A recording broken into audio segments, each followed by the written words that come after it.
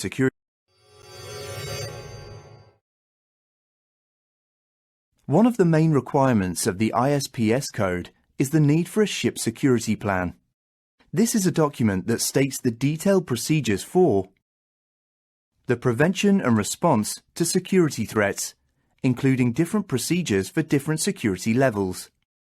According to SOLAS and the US Maritime Security Bill, a ship security plan must be available on all ships of at least 500 gross tonnage engaged on international voyages, including high-speed crafts and mobile offshore drilling units.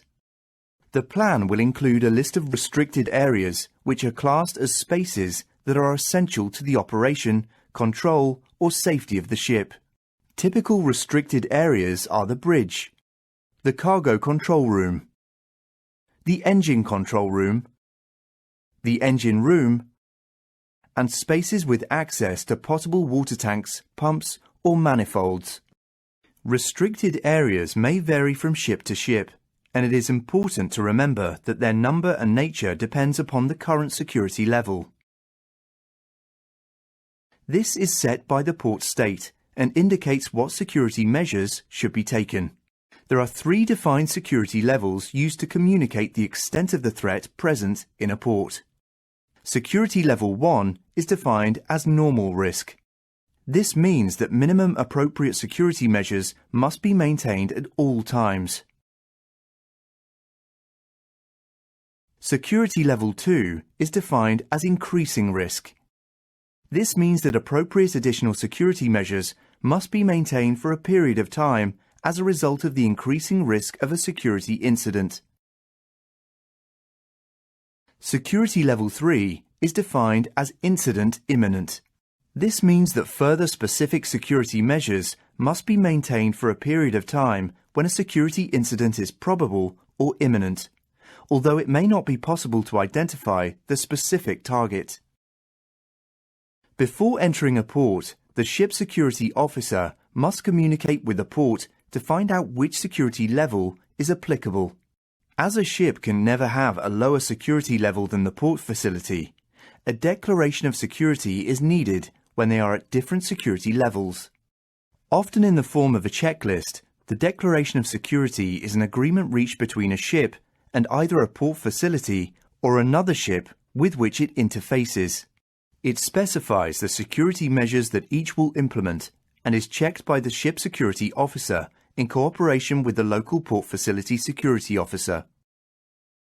It also indicates whether a ship and a port facility are operating at the same security level and requires procedures for dealing with any inconsistencies. For ships that frequently call at the same port, a declaration of security for each call is not required if the ship and port have an agreement that all security measures have been taken before arrival. On board ships, certain operations are more vulnerable to hostile attacks than others. These are called key shipboard operations and include cargo and storing operations, navigation, machinery operation and steering control, and crew and passenger safety. The ship security plan must include responses for all possible threats to the security of a ship, including damage to the ship or port facility caused by explosive devices, arson, sabotage, or vandalism. Other threats include hijacking or seizure of the ship or people on board, tampering with cargo, essential ship equipment or systems, or ship stores, unauthorized access or use, including presence of stowaways, and smuggling weapons or equipment, including weapons of mass destruction. Further threats include using the ship to carry people or equipment intending to cause a security incident, use of the ship itself as a means to cause damage or destruction, and attacks at sea or from seaward whilst at berth or at anchor. In line with these possible threats, the ship security plan must include procedures and responses. These may include repelling boarders or responding to the detection of stowaways or intruders, addressing a malfunction of onboard security equipment, and screening the underwater hull or searching the ship in response to bomb threats. Securing all access to the ship to prevent intrusion. Performing emergency shutdown of main engine to prevent unauthorized operation. Securing non-critical operations to focus attention on response. And alerting ship and shoreside authorities of an incident. It may also include rendering assistance to a nearby ship undergoing an unlawful act that threatens its security. Lastly, the ship security plan will probably specify the method of communication to use in the event of a security breach, an unlawful act, or an emergency. This will outline the process to follow when coordinating with port response procedures. Security officers are responsible for maintaining, developing, and implementing procedures in the ship security plan. First, let's look at the company security officer. This is the person located ashore in the shipping company office who has the responsibility for developing, maintaining, and enforcing the ship security plan. Their role is to advise on what threats may be encountered by using appropriate security assessments and other relevant information. They also ensure that the ship security assessments and annual reassessments are carried out, and that the ship security plan is developed and maintained, so that it satisfies the security requirements of the individual ship.